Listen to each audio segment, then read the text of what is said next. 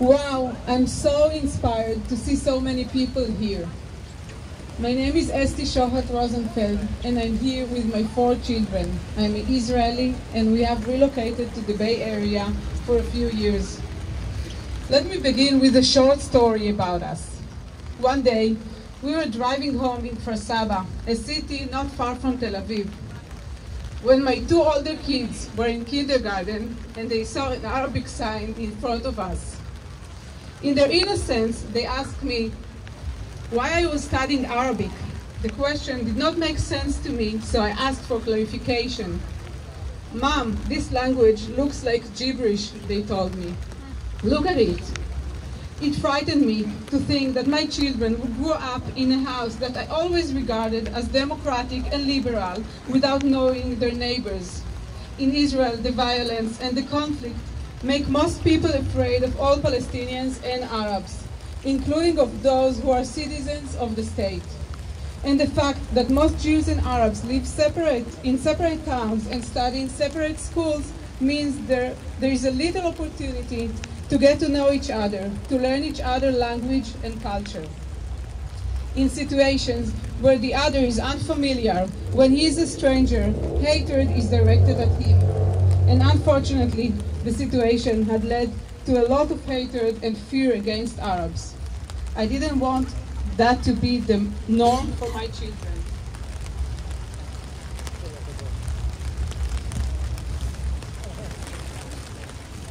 Upon arriving home, I did 2 things. The first thing I did was ask my mother to buy books that have Hebrew on one side and Arabic on the other. This would expose them to both languages. Secondly, I looked for the nearest Hebrew-Arabic bilingual school. To make it a short story, we started to send them to the Jewish-Arab hand-in-hand school in the Galil, where they began to learn Arabic and make Arab friends. And me, I also joined hand-in-hand as Director of Operation and began my journey in the civil rights field, so I can have a broader influence and make sure everyone knows that we can hold multiple identities. We can be Jewish and Israeli, Muslim and Israeli, and so on.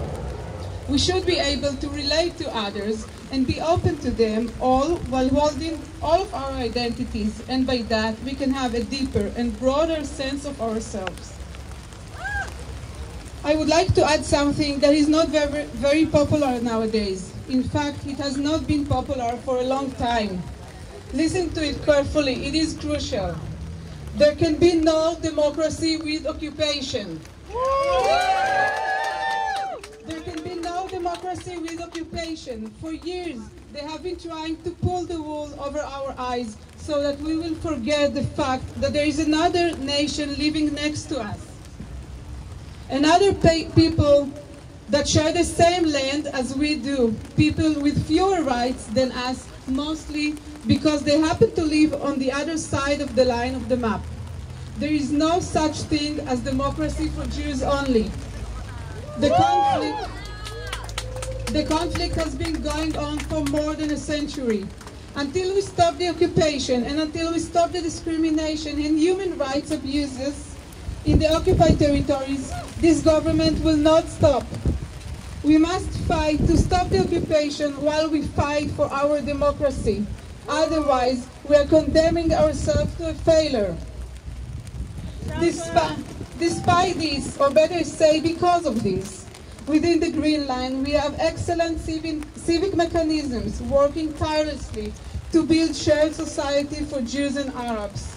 And we have fantastic human rights NGOs that work days and nights in all the fields. Shared public education, shared university, shared working environment, shared economy, and shared cities.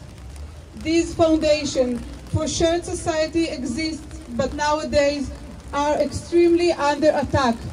They need our support to create a sustainable democracy. Thank you all.